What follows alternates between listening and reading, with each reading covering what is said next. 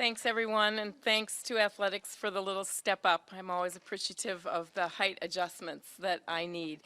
This is an exciting day for the University of Iowa. We are so thrilled to be welcoming Ben and Michelle and their children. I don't know if we call them children still, young adults and children.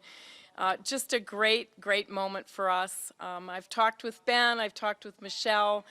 They're excited about joining the Hawkeye family. They are bringing with them some great attributes that are so consistent with what we care about here at the University of Iowa.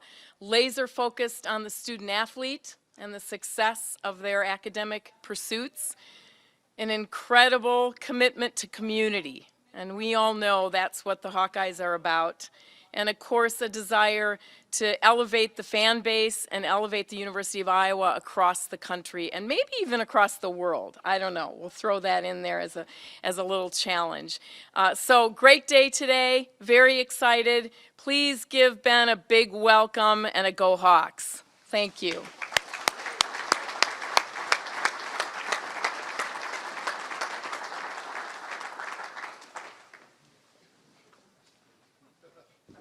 You don't think I need that?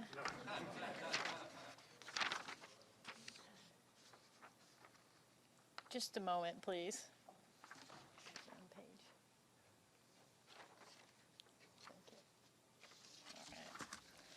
Well, thank you, President Wilson. We are so grateful for your continued leadership, support of our students, and your engagement in this process that ensured we find the right leader for the Hawkeyes.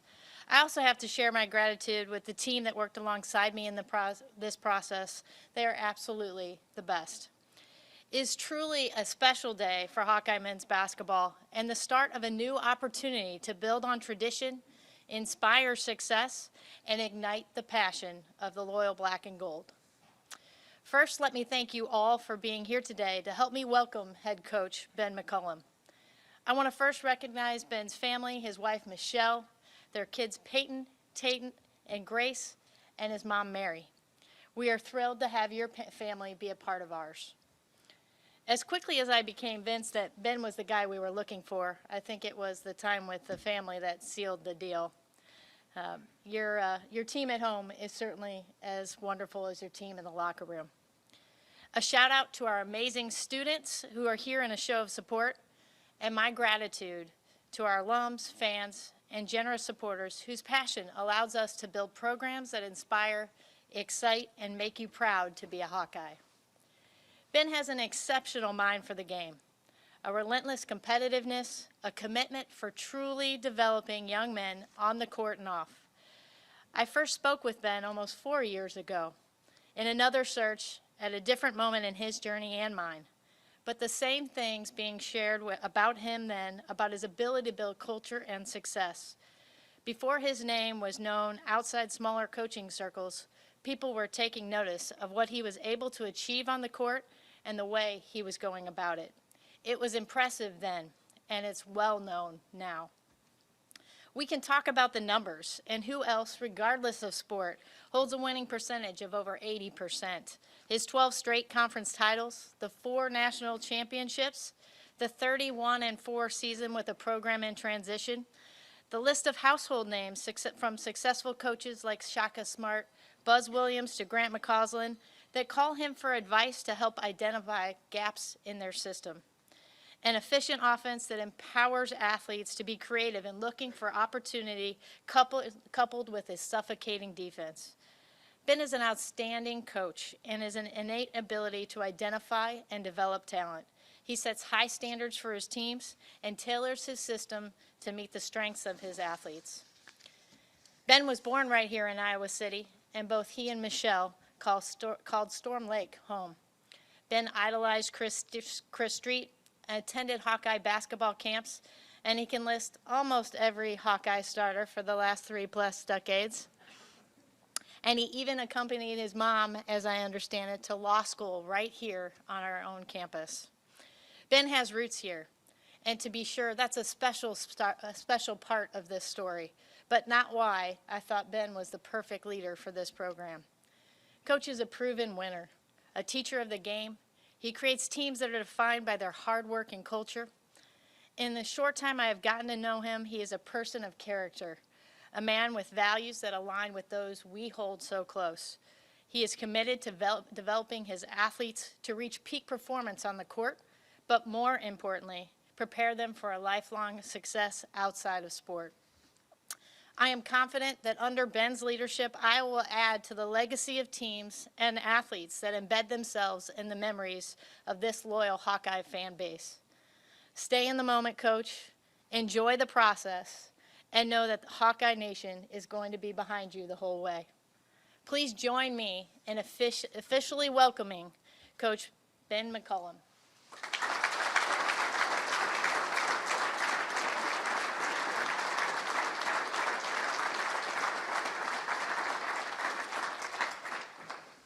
Awesome. Love the ties. Those look great. Wear those for games? Good. Hey, thanks a lot, first off, for everybody attending. Thanks to the Hawks Nest for the cheers out there. We taught them, hey, it's not just, we can't just clap. We got to stand up. We got to get it lit. So we got to make sure we do that at games in Carver. First off, I want to thank Beth for taking the chance on me, essentially, and giving me opportunity to come home to the University of Iowa. Iowa City, I was born here, I lived here for 4, 5, 6 years of my life, and have cheered for the Hawkeyes for a long time. And now I get to be a part of their success, and I couldn't be more excited. My family's excited, and we want to bring this back to the championship culture that we think we can build here at the University of Iowa. I also want to thank President Wilson. I was fortunate to kind of meet her via Zoom for a split second, and she happened to turn the camera around, and she had a bunch of fishing poles. So her husband's a fisherman, so hopefully he'll take me fishing. But I certainly appreciate her allowing Beth to come out and hire the coach that she wanted, and be patient with that process as well. My family, my wife, a long time ago I got into this profession. I actually went to school to get a finance degree, and was supposed to go to Kansas City to work with my wife, and at the time we were engaged. And I can remember I had a semester left, and she had moved to Kansas City to be with me. And I called her it was probably about a month into that first semester, well, the last semester of school. And I said, man, I don't know if I want to go into the financial world. I think I want to be a coach. Oh, really? She said, so you're not moving to Kansas City right now? I said, nah, I think I want to coach. She goes, okay, well, as long as it's your passion. And so I spent 2 more years as a graduate assistant, but she stuck with me through all that, and, look where we're at now. And she's been a big part of that. My 3 kids, obviously, Peyton, Tate, and Grace, this has been a long journey. Coaching is a very difficult profession, and it's very difficult on your families, but it's very rewarding on top of it. And they've stuck with it. Obviously, a second move in a year, and I couldn't appreciate them more. So thank you to my family. Specific to the past schools that I had, Drake University, obviously I came from there. Brian Harden gave me my first chance at Division I, and I'm forever grateful to Drake and everything that they've done, the fans, the support. Felt like we poured our heart into that place. Northwest Missouri State gave me my start. Dr. Bob Boerichter and all the people there that really supported everything in our journey. So thankful for them as well. Also to the people of the past that have grown the program. I grew up in the Tom Davis days when they used to press, get up and down. You saw Chris Street on the ball flying around. They'd get steals, and I can rattle off half their team's names, and go into Hawkeye camps. There's a lot of great coaches that have helped grow this. Lute Olson, Tom Davis, obviously George Raveling, and Fran on top of that. And so I certainly appreciate everything they've done for the University of Iowa. And hopefully it's in good hands right now, and we can kind of bring championships to the University of Iowa and Hawkeye Nation. So to the past players, you're who I idolized. I mean, that's who I watched growing up. It was the past players for the University of Iowa. All the way back from B.J. Armstrong, I could rattle off I'm just like Wade Looking, Bill Val Barnes, Montier Glasper. These are just the random names. A.C. Earl, obviously Chris Street. And so, I can just rattle off a bunch of them, and obviously the ones that just came. I always dreamed of playing for the Hawkeyes, and I just wasn't good enough, so I didn't get to play for them. But now I get to coach them and hopefully bring success here. How are our teams going to look? I was just talking to, I think I was talking to Beth, and I recall, and it's vivid in my mind, and most of you have seen it. I grew up seeing it. And have you ever seen Chris Street play? Like, just with the intensity, the energy, the effort, the enthusiasm, the joy, the servant mentality, the toughness, everything that Iowa stands for is what our team is going to look like. From an X's and O's standpoint, obviously I think we'll be good there too. But most importantly, when you watch our team and we go on the road in the Big Ten, or we go on the road to other games, I want you to be proud of how our kids act, how they compete, how they love each other, how they serve each other. That, to me, has still and will remain the most important thing.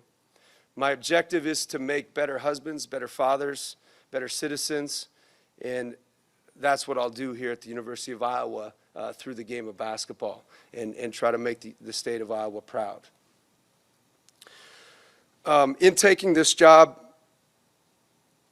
I've always felt like you needed to take a job that you can win championships and compete for them on a consistent level.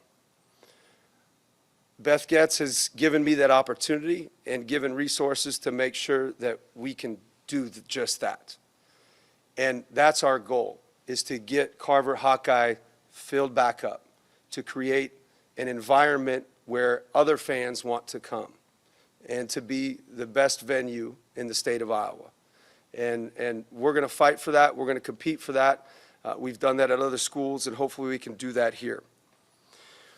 We do need everyone else. So when we walk in and we see the Hawk's Nest, I appreciate everyone that came. We want even more, and we want it louder, and we want you to be a part of building this thing. Just myself, just a few players, just a few coaches, that's not what it takes. It takes everybody in here. It takes everybody in Iowa City. It takes everybody in the state of Iowa. And we want you to be a part of that build. And we want to fight for that every single day. And we want to see you out supporting. One thing we can start with, I don't see a ton of the players, is see if we can get Price, Cooper, Josh, see if we can get them some support as well. Maybe just like text them or tweet them or anything like that, and get them excited about coming back to University of Iowa and making this thing grow. That would be good support to start.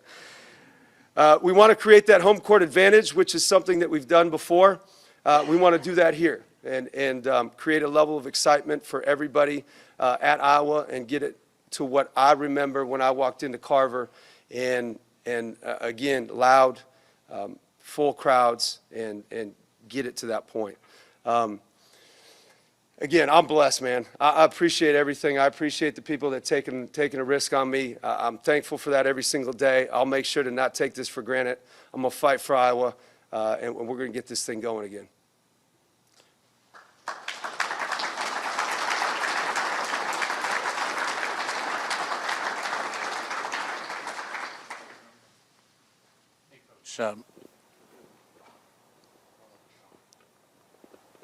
Coach Tom Kakert with Hawkeye Report, and welcome.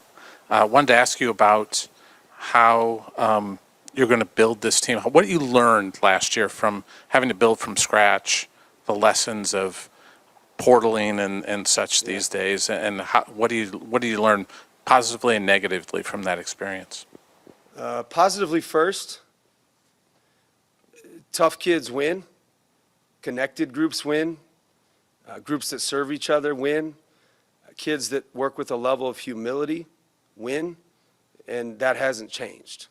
So with the portal, you have to make sure you can identify those intangible talents very early, because the physical gifts are pretty easy to identify. But as you see throughout the portal, some of the teams that may spend the most money or on paper may have the most talent don't necessarily win because they're not a connected group. So for us, what I've learned from Drake is that don't overthink just because somebody's getting a lot of money here that he's a better fit for what you do. And so we continue to trust our own eyes at Drake, took people that we thought could really help build and sustain a culture so that we can continue success into the future. Here at Iowa, same concept. I think it's obviously at a higher level. You do have to take certain transfers, but again, that goes with, Hawkeyes making sure that we try to retain some of the kids that are wanting to go into the portal right now and do it quickly. And again, so I've said it takes everybody to get those kids back. Like that's what it's going to take, and that's what we want. Because they're tough kids and they're Iowa, and they'll be great for us. But it's the same thing that I learned at Northwest Missouri State. You can't complicate winning. Like it is what it is. It's the same thing. Kids that serve each other and love each other. Hi, Scott Docterman with The Athletic. Ben, I wanted to ask you about how Steve Tapmeyer shaped you as a coach and your coaching philosophy and what you took away from him when you played for him at Northwest Missouri State, and maybe what you learned about leadership from Mel Churchma when you worked under him when he was the athletic director and football coach at Northwest Missouri State. Yeah, a lot of people don't know those names here, but those are D2 legends right there. Coach Tapmeyer, I played for him. It was funny. I played for a guy at Nyack, and I should have mentioned him his name. He's one of the only players to ever play in a Final Four with two different teams. Does anybody know the answer to that? Yeah, special case, Steve Craftsison. So I played for him at junior college. Awesome coach. Went to Northwest Missouri State. This is answer your question, Steve Tapmeyer. And I always was like second and third place my whole career. Couldn't get to first. And I'm like, man, I'm close. I just couldn't get over that hump. I walked into one of their weight sessions and conditioning sessions, and I'm looking around, and I'm like, this is first place. This is what it feels like. And he taught me the shocking difference between first and second. And second to 10th, it's right there. But first place cultures and first place people are way up here. And he taught me the culture. He taught me how to be ready every single day. From an X's and O's standpoint, defensively, he taught me that. And he remains a mentor as well. And, Mel Churchma, he won a lot of national titles in football. And from a leadership perspective, again, short story, but I remember one day he came in and I said, man, I'm really having trouble with this. And I had a lot of anxiety about it. And the young coach, and he goes, I don't really worry about it.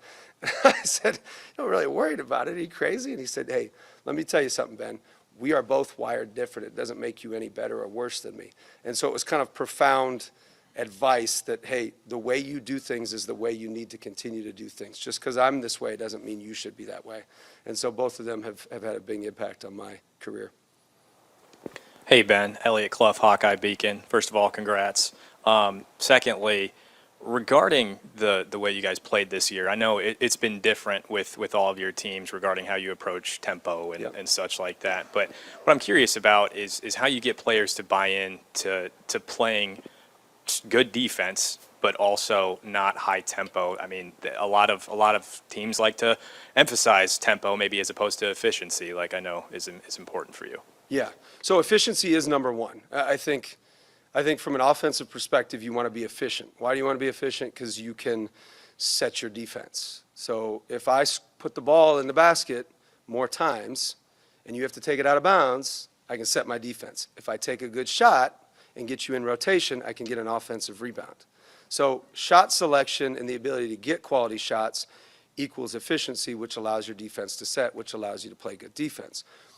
Why this year we didn't have the shooting that our teams at Northwest Missouri State had. So for instance, some of those teams would have 5 guys on the floor at a time that were 40+% and 1 or 2 that could shoot 50% from 3. And so from an efficiency perspective, we were always top 5 in the country at all levels consistently. Do we want to play slow? Slow to me is not, it's low possession games would be better because it's popping, it's moving. We just didn't have enough shooting to get a good shot that quick. But I tell you what we did win is, I would say, the greatest plaque that NCAA used to send you these statistics plaques, right? So they'd used to send you like effective field goal percentage, fewest turnovers, and these big plaques. And one year I got the greatest plaque of all. And it was a plaque of led the NCAA in wins.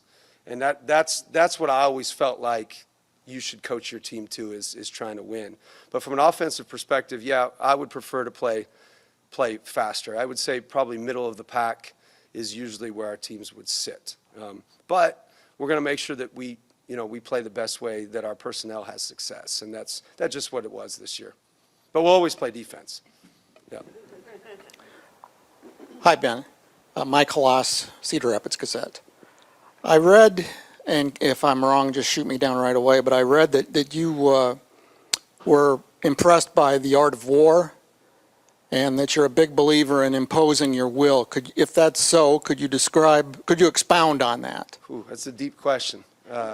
It is. Impose your will is every program that we've had is our motto. So I think our first or second year at Northwest, I had these huge packets. It actually was stolen from a team in the Big Ten, I won't name names, from their football program. And I thought, man, this is like all this cool stuff. And I kind of realized about 2 seasons in that they weren't paying attention to any of it because it was just too much information. So I'm like, what's my favorite? Like, what can permeate the whole program? So we just put one sheet in their little binders, and it was impose your will. And so our intention is to impose your will on everything that we do. So defensively, we want to tell you what to do. Offensively, we're trying to tell the defense what to do. And so more importantly, though, imposing your will also trends towards like an official's call. So if I get upset with an official making a bad call, right, that call is imposing its will on me. But if I continue to play and move on to the next play, now I'm imposing my will on that call and just continuing to that next play. And so we try to have it permeate our whole program. Everything that it's just an attack mentality creates that level of urgency that we need. And in the weight room, impose your will on those weights. In conditioning, impose your will in that. And that's us, kind of that, I don't know if it's not bully mentality because we say bully the bullies, but that's impose your will. The short version. Coach Corey Brada from the Hawkeye of the Storm. Congratulations on the hire. I want to ask you about scheduling. So obviously first time at a high major program. What is your approach to non-conference scheduling, November tournaments, and then having coached at Drake for a year, is there any interest in resuming the UNI Drake rivalries? Good question. I would say scheduling-wise, you want to put yourself in the best position, one, to have your team be at their best in March. So if you need that specific team, if they need to play a top-tier team, then you schedule that. If you need to play a bunch of teams that are not quite as good to build confidence, then you do that. So you schedule with that in mind first. The second part of that is you need to schedule to make the NCAA tournament. And so obviously there's the net rankings and there's a lot of mathematics that go into that. And so obviously your quad fours is you beat a bunch of quad fours by a lot of points. Going on the road versus a quad 3 or quad 2 doesn't make a lot of sense, just from an analytic standpoint to be able to make that NCAA tournament. Specific to Drake or UNI, good question. I don't know on that. It probably depends on if that allows us to make the NCAA tournament better. Now, there are some unique situations that you will play just because it's fun for the fans, and that might be number 3 as well. I'm not afraid of those either. Ben, Jeff Dubroff, KCCI back here. You mentioned some of the transfers that are in the portal right now. Curious to know if you've made contact with any of those and what your confidence level is about getting those guys to return to the team. I have. Depends on if we can get some of these Hawkeyes on them too. I think we just need to make them understand that it is home and that we're coming back out to support them and we're going to fight for it. And, how cool would it be for some of them to be a part of, obviously they finished towards the bottom, but now moving up towards the top, and they're the reason for the change. Like that to me is as cool as it gets. And that's our sell to them. And we're going to continue down that path, and we're going to fight for them to maintain and beat, because they're loved here. Like we love our Hawkeyes, we love Iowa, and we want them to stay. I feel like it's going good, but I don't know. We'll find out here. Blake Hornstein, Hawkeye headquarters. Ben, congratulations. I know you got the sport coat on right now, but typically on the court, you're going dress shirt and tie. Could you remind me why that's the choice of fashion for you? And just seemed like it was a medium for you to connect with the fan base at Drake. So how did that all come together? I used to wear different colored ties and shirts and pants, and then I realized I was terrible at matching. And so I went to the white shirt and tie, and then when everyone else kind of went to the like casual look, I always thought in every other profession and like our level of coaches, we make a lot of money, right? And other people in professions have to dress with a level of professionalism. And I'm not saying other coaches are unprofessional, because my assistants don't wear that, and I think they're very professional. But I've always thought that that's what I needed to wear to act like a pro. And just my thought, my theory, just because everybody else has to do the same thing that's in other professions. So that's why I do it. And then it just becomes comfortable, and then you get superstitious, and then you wear the same color every day, and then it's a problem. But yeah, it looks good, so. Hey, Coach, Matt McGowan with the Daily Iowan. For players who weren't on the Iowa roster and are in the portal right now, what's your recruitment pitch to them? You know, here, the big recruitment pitch to them, one, it's the University of Iowa. Like, I think it's a big deal. I think it's pretty cool to be here. I love the campus. I love everything surrounding it. I love the support. I love the fans. I've been around it my whole life. So you sell that, number one. Two, the relationships that we're going to have with them is a big deal. So we sell the people. So we'll sell the people that my assistants, my staff, will sell anyone that's in the program at that point. And three, just making sure that they understand we've won a lot. And if you want to be infected with some of those winning characteristics that we can bring to the table, this is where you should be. And if you want to go somewhere else for a certain amount of whatever, then go do that. But we're going to make you better. The last thing is with our recruiting pitches, I always tell kids, like, don't necessarily go to the school that always wants you the most. And this may not make sense.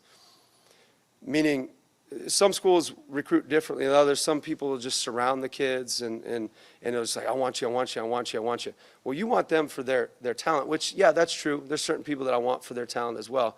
But more importantly, I want them because I see their talent and I feel like we can make it that much better. So choose a school that does the most for you. And Iowa offers that with our coaching, with the university itself. Like, we can change kids' lives. And so we want them to choose essentially selfishly by coming to the University of Iowa. Ben, Todd Brownell, Camp 1600 ESPN in Cedar Rapids. I know you were pretty deliberate in waiting to make the move to Drake last year in Division I. I'm wondering if there's anything that you learned about yourself in your 1 year at the Division I level. I learned that I could move. You know, our family did from a personal perspective. I think it was really difficult, you know, when you put roots in the ground at Northwest Missouri State, have a lot of success there. You know, I felt like I continued to give to that community consistently. You know, from a Division I perspective, what did we learn? The same thing wins, man. It's just, it's the connectivity of your group. It's toughness. It's all those things. We didn't win a lot of warm-up contests. You know, a couple of kids that started probably couldn't even dunk. They could, actually, but I like to make fun of them.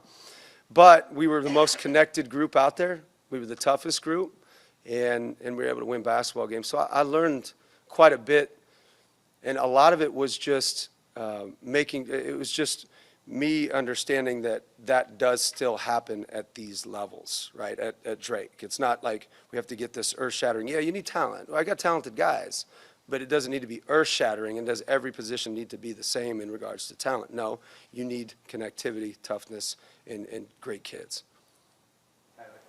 Ben, Tyler Tashman with the Des Moines Register. Nice to meet you.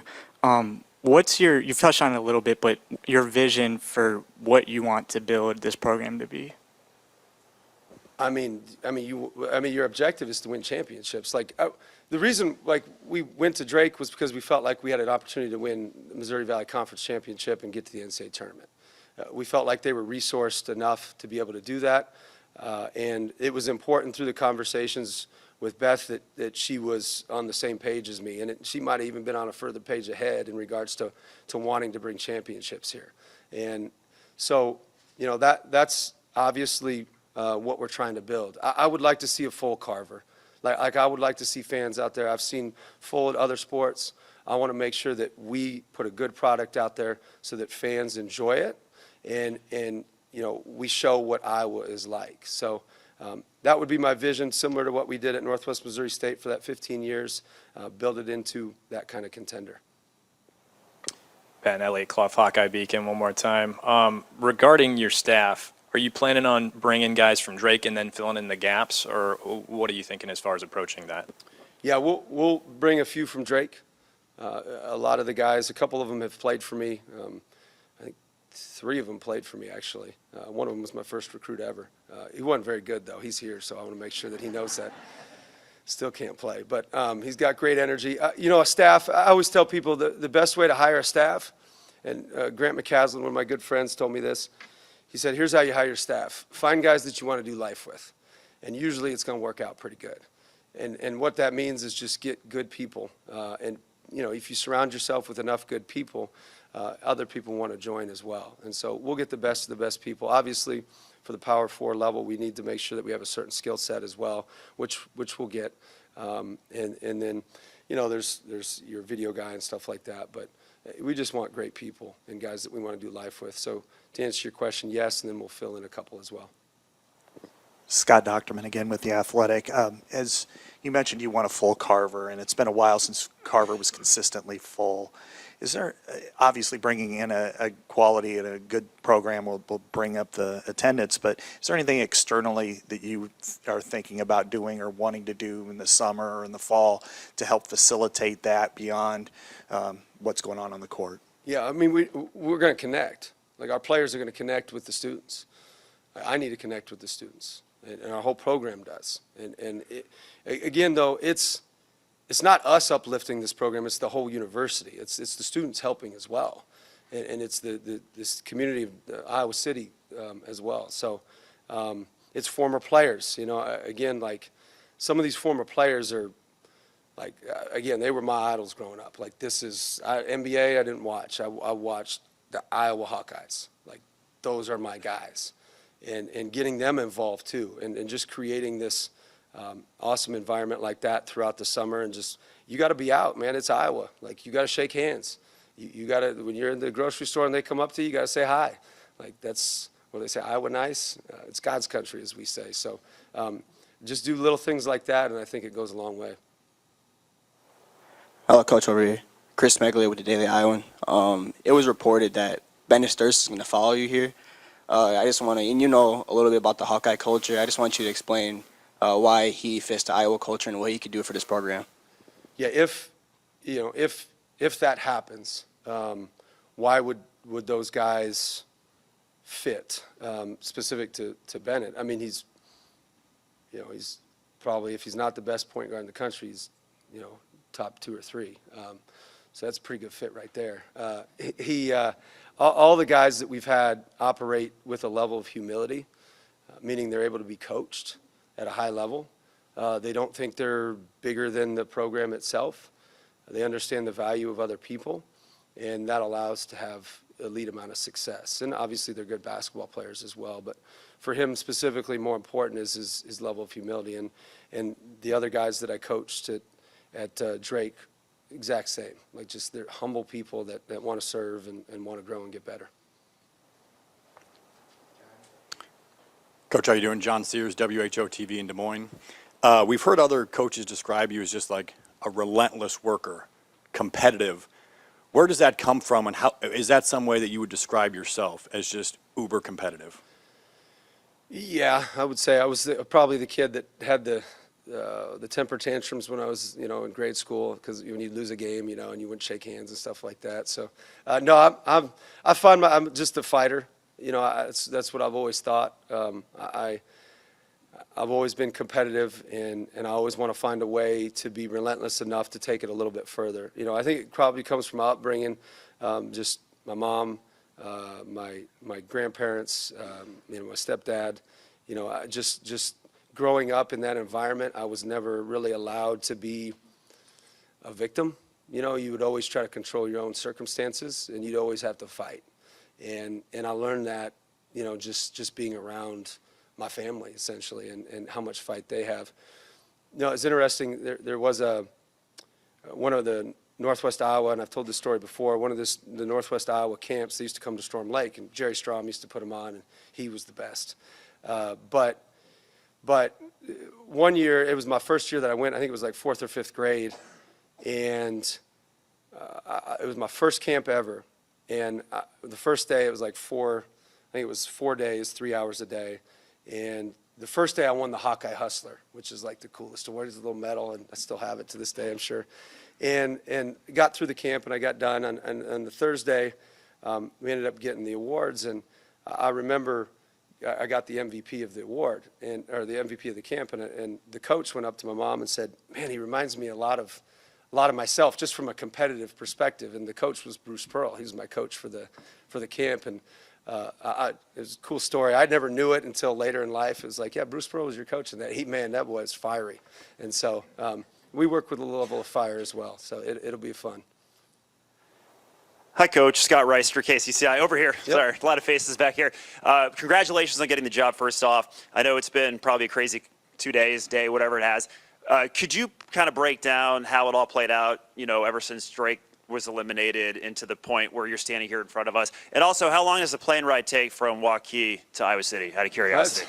It took longer to get to the airport. So it was like 20 minutes, and it was like you get up and then you get down. So it took long enough for my son Tate to lean his chair back and relax. That's about it. So the process went like this. So most years and every year for the last 9, there's been these processes of schools reaching out. And, generally they reach out to an agent, and the agent handles a lot of the stuff, and then you go through it. I've always been the type that really wants to focus on the team that I have. And so I try to set boundaries in regards to that. So I think the first contact might have been a Saturday before our before our NCAA tournament, which would have been, the day after the announcement. And I had no idea that was going to happen.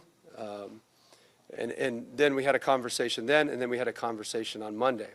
On Monday, I told Beth, who was phenomenal through this process, and I said, hey, I really need to focus on my team. Like I can't be divided I can't be in decision-making mode while I'm coaching. I have to put as much energy as I can into that. And she respected that as much as any athletic director can respect that. Maybe a text of, hey, good game, good luck, that kind of thing. Simple stuff, but no like, hey, you gonna do this? Hey, do you want to do this? Hey, trying to negotiate all that stuff with me. On that Sunday, we got back. Then it was on. And then obviously because Iowa was so patient, and I certainly appreciate every part of that. That's what pros do. And ended up making the trip to Iowa City Sunday, and then Monday morning at I think maybe 6:30 a.m., 6:45 a.m. I signed the papers and committed. So that was it. But no, it was kind of a short process because of how long Beth allowed me to coach my team. And again, I can't say that. I mean, that's as I appreciate that about as much as anything. And that also says what kind of athletic director she is she's trying to build something bigger than just a transactional conversation. And so we're going to fight for her. We're going to fight for the University of Iowa because of a lot of that. Ben, Tom Kakert, Hawkeye Report again. I wanted to ask you about point guard play. It's been a hallmark of your teams. What do you look for in a point guard when you're recruiting them and how you develop them? You got to have an unselfish kid, I think first and foremost. And all my point guards have been very unselfish. They've always averaged more with me than they have in high school. And so I kind of force them to be great, essentially. You have to trust your own eyes in regards to their talent, athleticism, et cetera. Most coaches will watch and they'll get a visual of what he's supposed to play like because of what he looks like, and they won't actually watch how good he is. Like Bennett, for instance, you know, he looks like he should be mowing your lawn, right? You know, just a 6'4", sandy-haired, and you know, but he's long and he's athletic and he's got a competitive fire as much as there is, and he actually has his own lawn mowing business, ironically. You know, and then my point guard before that, Trevor Hudgens, point guard before that, Justin Pitts, Deshaun Cooper, all of them had that level of humility on top of it. So they're able to be coached consistently, and they're able to understand that they're not that special unless they have people with them. So the people with them allow them to be great, and vice versa. You know, Bennett would prefer to score 0 points and have everybody else score 20. I mean, that's his mentality, and that's never changed. And so that's how all my point guards will operate. 2 more questions, Coach. Hey, Coach, congratulations. Joey Dania from KWQC-TV in Davenport. Just wanted to ask you if there are any of your former players at Drake who, if they opt to go into the portal, who you're hoping will follow you here to Iowa other than Bennett. Yeah, if they go in the portal and they opt in, you know, you always look at anybody who's in the portal. So to not be too specific or detailed, because I'm not sure who's in and who's out. So I don't want to actively recruit somebody like that right now. So, you know, we'll look at anybody that goes in the portal, to be quite honest. Hey, Ben, Elliot Clough, Hawkeye Beacon. Regarding going forward with a 2025 class, I know it can be a little bit difficult to bring a freshman into a situation like this, and I know you're looking in the portal and looking and possibly bringing guys who were on the roster last year, but I guess what's the plan to approach maybe bringing in somebody in the 25 class, looking at who you had at Drake, maybe Iowa has a signee? I'm curious what your plan is there. Yeah, no, I think you need, honestly, you probably just take the best players. So if there's a 2025 that's available and is one of the best players, then we're going to sign him. So I'm not afraid of that. I think to be a great program here at Iowa, I think it lends itself to building a culture. And so I think retention is probably your most important thing. And I also think making sure that your 15th, 14th, 13th, even 12th guy are guys that are developing and continuing to grow and get better so that they can become your 1, 2, 3, 4, 5 guys. 2 of my point guards actually redshirted. One's going to play in the highest level in Europe and actually signed a 2-way initially. And then the one before that was Player of the Year in Division II, and he redshirted as well. So I'm not saying we're going to redshirt a bunch of people, but I am saying high school kids, you do need to have some good quality high school kids in the program. Specific to 2025, we're going to take the best players. All right. Thank you, Coach. Thank you.